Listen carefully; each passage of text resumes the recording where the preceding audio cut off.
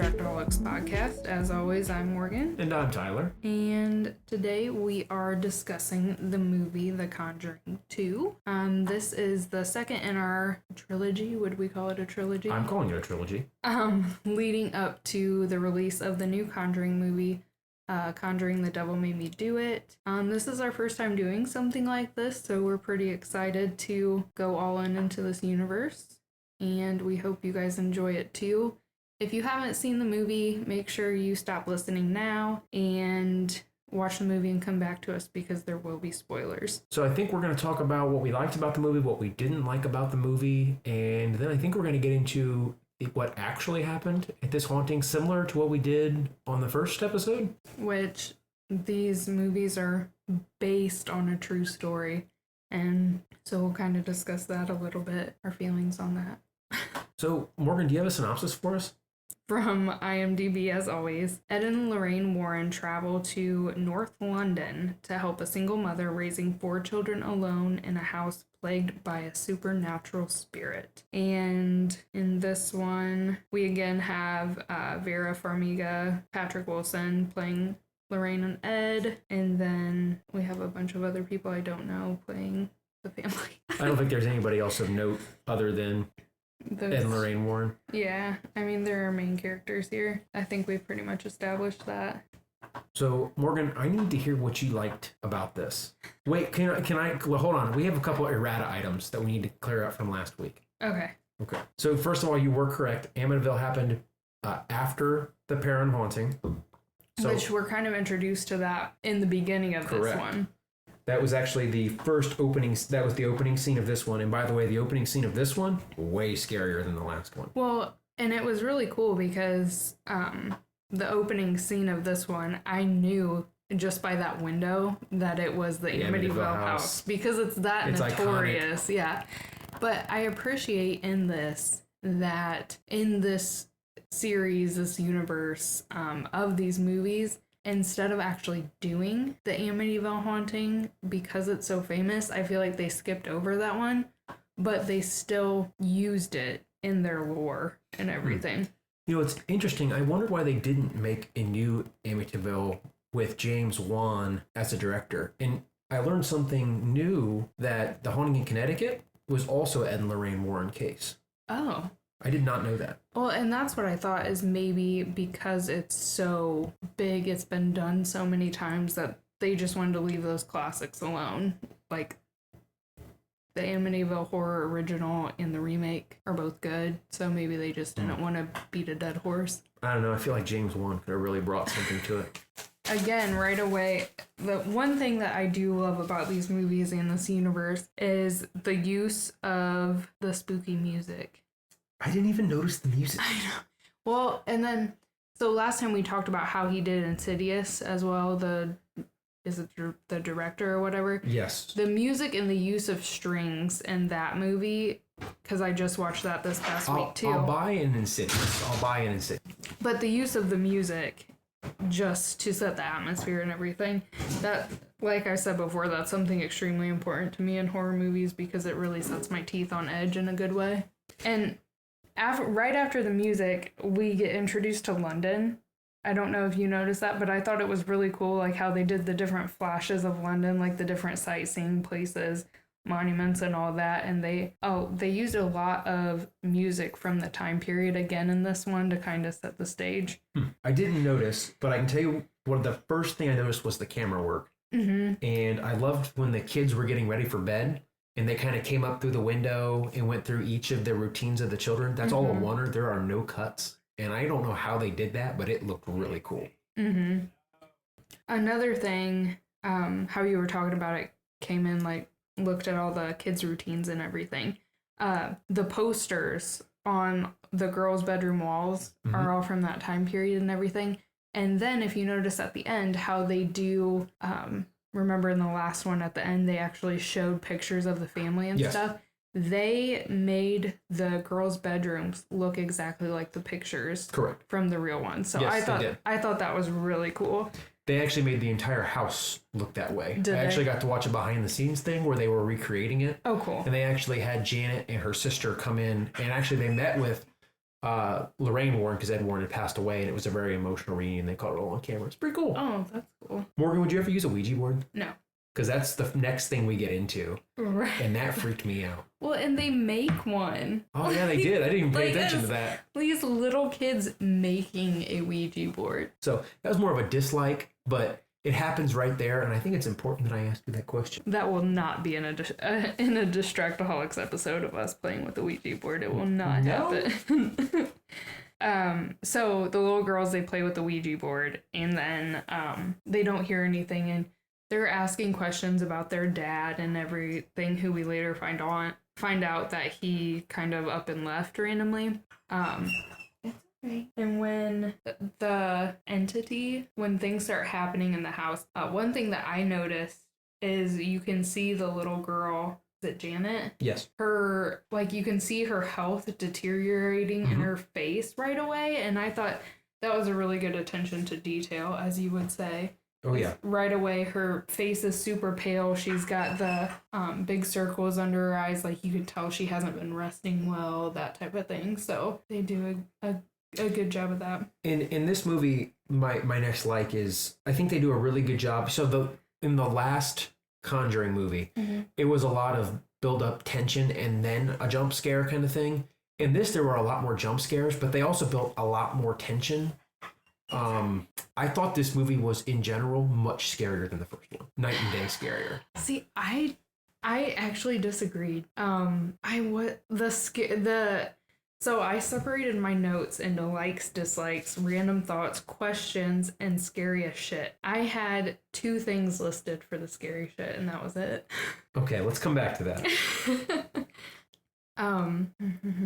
Attention to detail. So when she starts to sleepwalk, I like how they put things in the background sometimes so you can actually see as she sleepwalks back up to her room. You can see Bill Wilkins sitting in his chair, and I hadn't know if I ever caught that before. So I remember the first time watching this movie, my husband and I think we liked this one a lot better than the first one, but rewatching this one, I really didn't like it that much. Really? And I feel like it was just a build-up to make you want to watch The Nun, because I feel like it focused on that so much, like building up that demonic presence or whatever. Like, I feel like it was just almost like an extended trailer to get you to want to watch the movie The Nun. But The Nun wasn't made until 3 or 4 years later. I know, but like watching this one, I'm like, oh well, maybe I'll try and watch The Nun again, because I had tried to watch it before and I didn't like it, and I just stopped watching it because I really wasn't interested. But the way they build it up in this movie, I'm like, man, I gotta check it out again. So I feel like they did a really good job of baiting you in to watch their next movie they came out with. See, I got the complete opposite. I didn't even care about the nun or the demon, Valak, and all that. Didn't care whatsoever. I did. It hooked me. Hook, line, and sinker. So my next like is the actress that plays Janet. Yeah, that's what I have as my next. Yeah. What do you have for the actress that plays Janet? Just how well she portrays the utter terror she feels. Like, she nailed it. I would have 100% thought that she was scared out of her mind, especially when she's hiding under the covers. Yes, that's exactly the scene. Yeah, like, she just portrays terror perfectly. And it's super believable. Oh, yeah. It's like scary, and that's really hard. It's hard to portray fear because it doesn't always feel when you're believable. An actor. Right. It's hard to make it feel believable. And I was scared right along with her. Yeah. So yes, I think she did a terrific job. There's a couple scenes in this that I really love because of how scary they are. It's 2 scenes in particular. One of them is the scene where she's home, Janet's home from school, and the TV's changing by itself, and she gets around, she turns around, and he yells behind her, "My house." I forgot that was there, and I literally screamed. Jumped out of your skin. Completely forgot that happened. Oh my God. I thought that she saw him in the TV behind her, which she did, but I forgot that he yelled behind her, and it scared me so bad.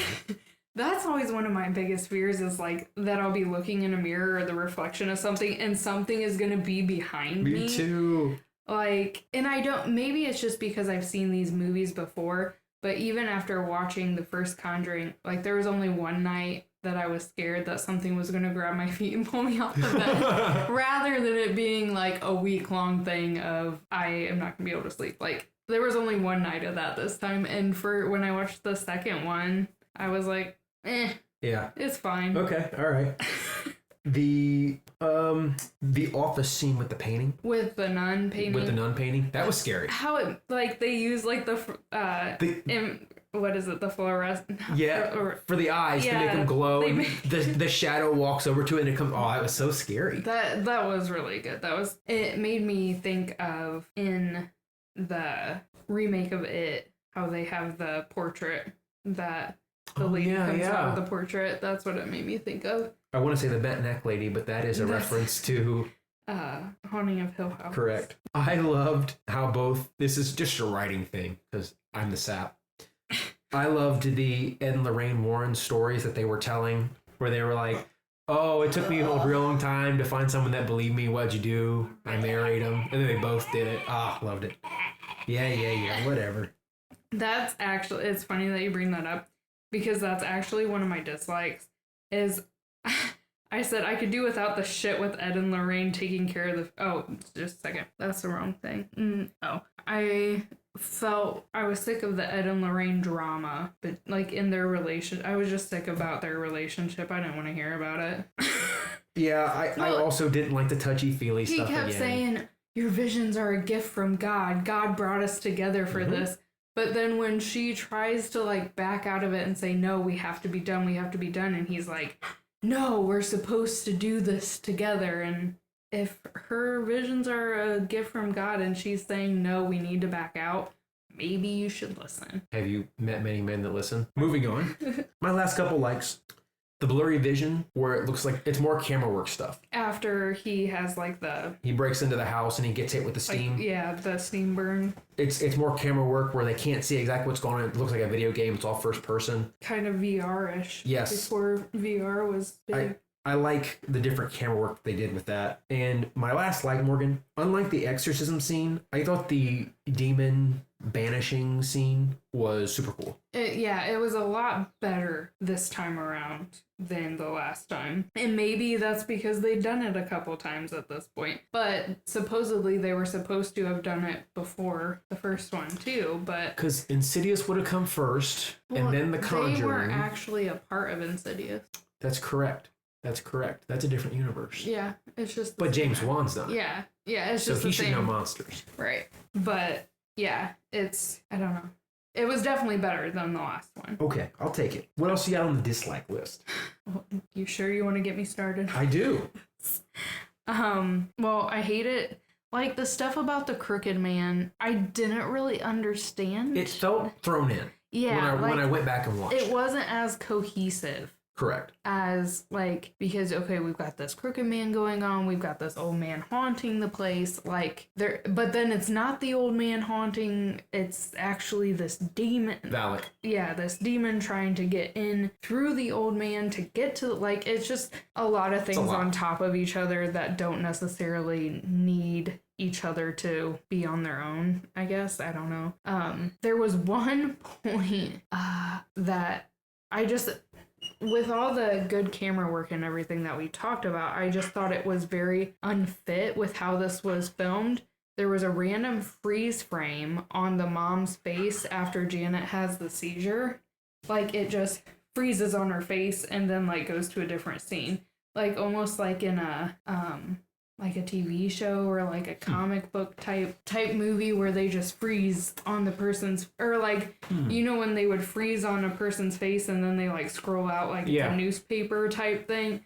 Like, it was almost like that, and I just thought it was completely irrelevant to... So they do that, they when the Crooked Man when they first see him, and it's one of the little brothers, and I think it's the dog that turns into the Crooked Man. I hated that also. And when he's running backwards, they also like slow down. It's the only slow motion scene they do in the whole thing. It felt weird with the rest of the camera work that they've done. Right. The camera work was just so smooth and it flowed really well. And then you had the random things that just were completely opposite of what they had been doing. Felt like they were trying something that didn't maybe pan out.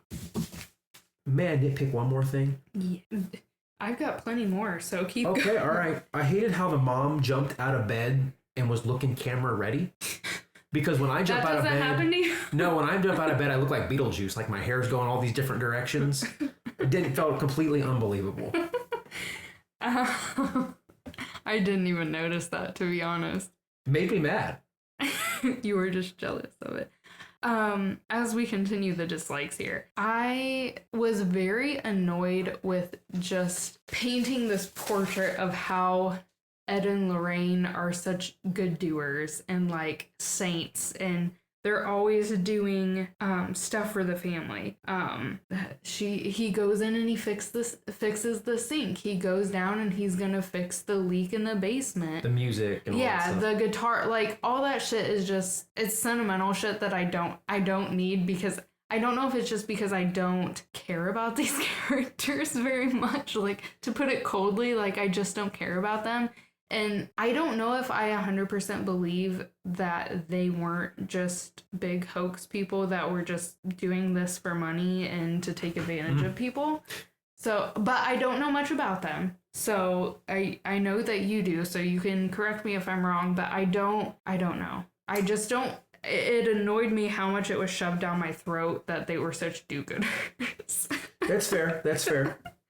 Would you have followed... I'm going to go back to the opening scene. Okay. And Lorraine's in the other world where having one of her visions. They're at the Amityville house. Would you have followed that demonic-looking child down into the basement? No, you never go down into the basement. That's okay. So one of the podcasts that I listen to, the Horror Cafe, who I hope that we can do a collaboration with sometime, they have these list of horror rules that they go through at the end of their podcast and talk about how in whatever movie they're watching, the people in the movie break the rules. And going into the basement or the attic is always one of them that everyone always breaks. No way would I go down that basement. I'm like, all right, pack it up. All right, well, they're going to the basement, so I'm going to leave now. I'm going to head out. And would you have gone into the water like Ed did to fix that leak? No, I don't like going in water where I can't see the bottom. Yeah, I'm really weird about that. Me too. Like, I like to swim in I love water. I love swimming in the ocean. I love swimming in Lake Michigan because it's clear. But, like, other lakes, rivers, ponds, I'm pretty leery about that. I've seen too many horror movies. I'm just afraid of snakes. That's all I'm really afraid of is snakes. But I'm trying to desensitize myself to them. Yeah, okay. It's not working. What else you got for us? I had a few questions while I was watching this. Okay. My first question was, it always seems like families who are down on their luck, struggling financially, or just kind of emotionally fragile, that they are always the ones that we see in this type of situation. And do you think it's because they're emotionally fragile and they're open to these types of things, or that they always have to move somewhere that's really cheap, and so that kind of leaves them open to moving somewhere where bad things could have happened in the past? So my understanding of how these things work is that people are targeted because they are in a more vulnerable state emotionally. You're doomed. I know, tell me, right? And that is allegedly how things worm their way into these people's lives. That's based on research I've done, movies I've seen, that kind of thing, that have some kind of historical or factorial type backing. My next question was, why did Ed and Lorraine need the publicity? Like, they go on that TV show and stuff. Like, why is it important to them to not necessarily be famous, but why are they just trying to get the word out there so they can help more people? I think they're trying to get people to believe and understand that these things are real instead of dismissing all the time. That's my interpretation of why they're doing that. I also think Ed may have been a bit egotistical based on some of the interviews I've seen. Okay. And they kind of show that. But I don't think that was Lorraine's doing based on interviews I've seen with Lorraine. Okay. My last question was, I like just trash talking the Warrens basically during the whole movie. So, did they just severely neglect their daughter by going to all these places and saving all these other people? They were only there for a couple days. It's fine. These are the things I think about during these movies. So, you want to get into what actually happened? Yes, I'm very interested to know. Okay. So, these notes are super out of order, so we're going to go all over the place. Okay. So, a lot of the stuff that they show up until the demon banishing is all real. So, do they have like the stuff on camera and everything of the girl like talking in his voice? Yes, I actually listened to the actual recordings. Was it terrifying? It was a little scary. The whole thing where they put tape, so not only they put water in her mouth, they put tape over her mouth. I'll get back to that though. But so the dresser sliding was actually real. The mom witnessed it. That's when they called the police. The curtain around Janet's neck where she was strangled, real. When the police were there, a chair did in fact move across the room. The police witnessed it. That's correct. Toy bricks were flying around, which they talked about but never showed. They had furniture being thrown around. The levitation photos are all real. Okay. But that levitation photo of her in the it looks like she's jumping. Yes. Maurice Grosse.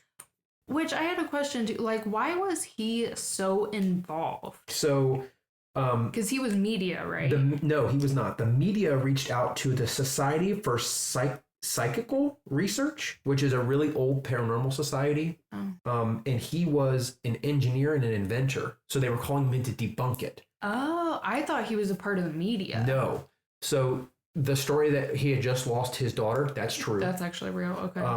So he was there trying to, his daughter's name was also Janet. So he was there trying to either prove or disprove what was going on. They had logged over 2,000 what they considered paranormal experiences. My mind's blown right there.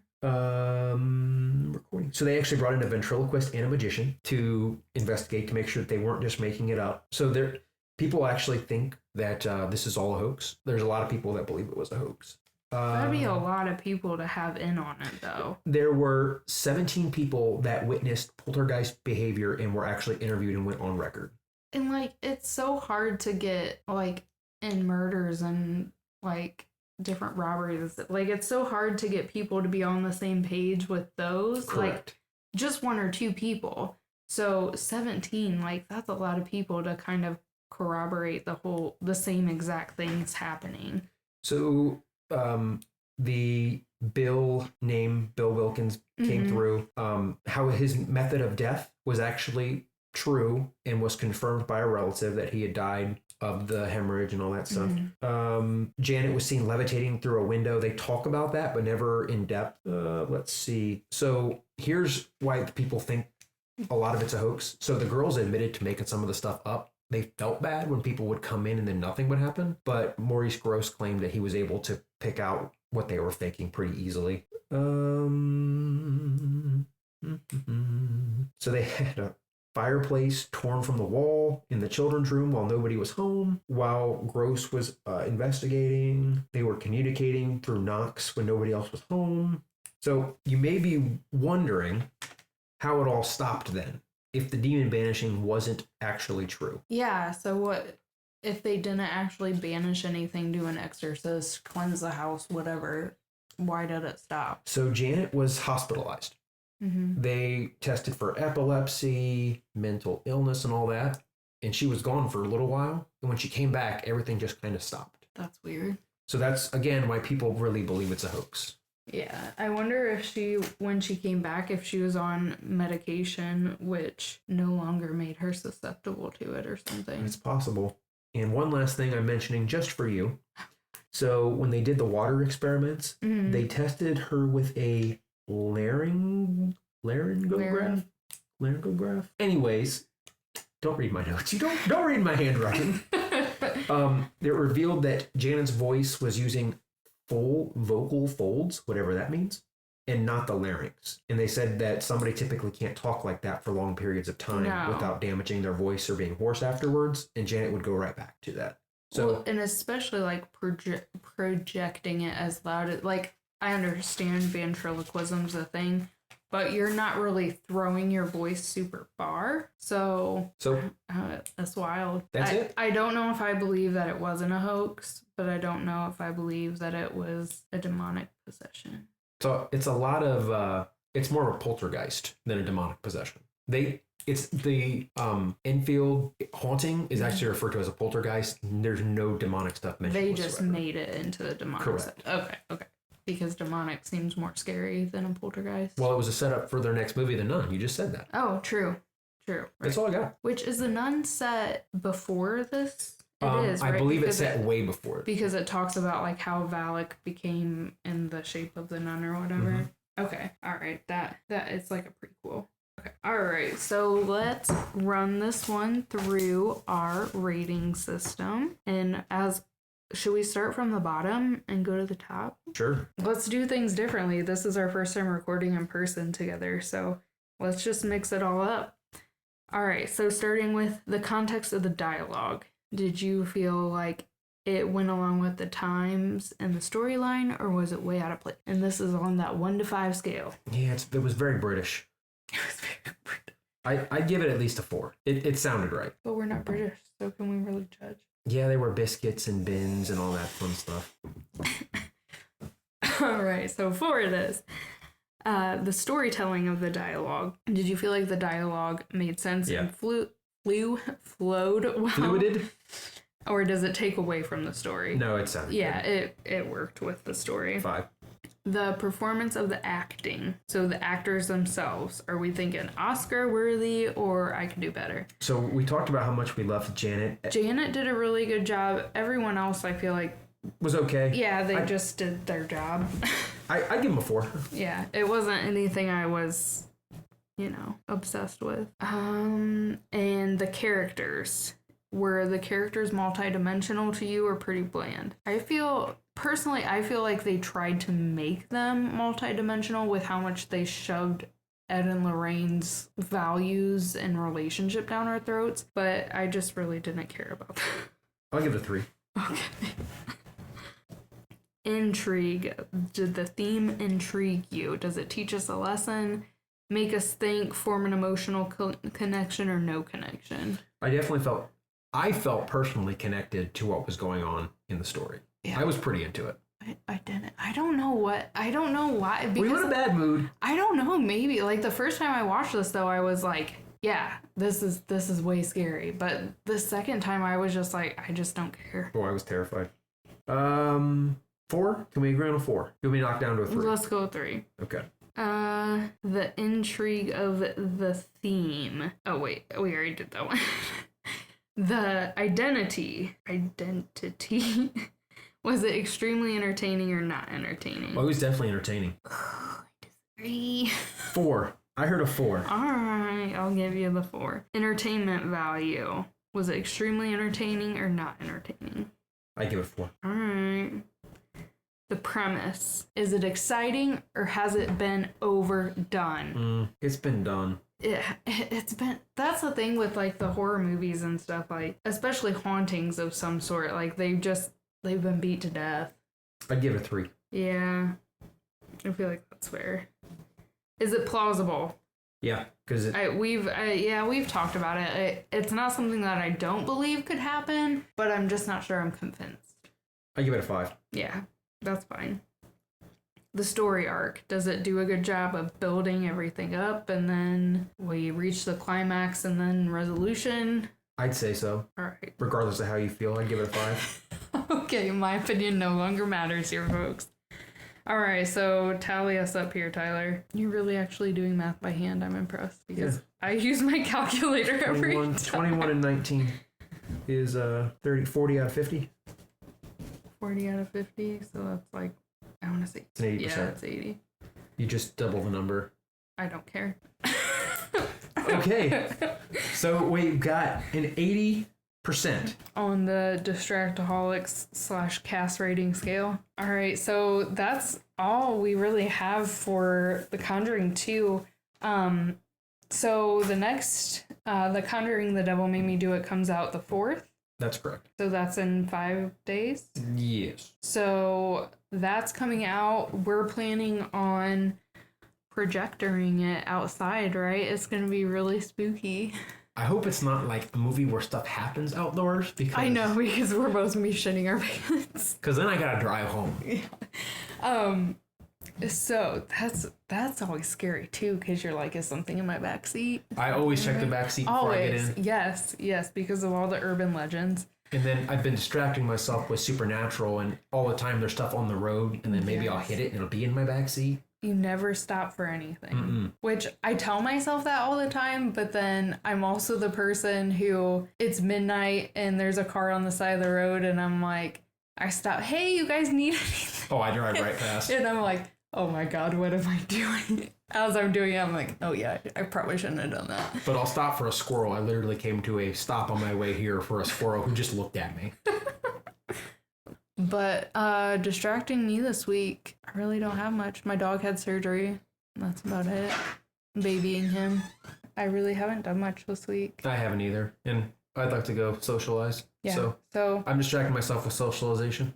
This is a big step for Tyler. I talk to people all day. Because you have to. You get paid to do it. That's true. I'm not paying you to do this. All right, so that's all we have. Thank you guys for listening. Make sure to give us a like and follow. If you have enjoyed this podcast, make sure to subscribe. Give us some reviews on the different platforms. We've got Google Podcasts, Apple Podcasts, Podbean, YouTube. You can find us on our website. Send us an email at Distractaholics@gmail.com. Yeah. I think we're at Distractaholics on all the things. Yeah, I think so.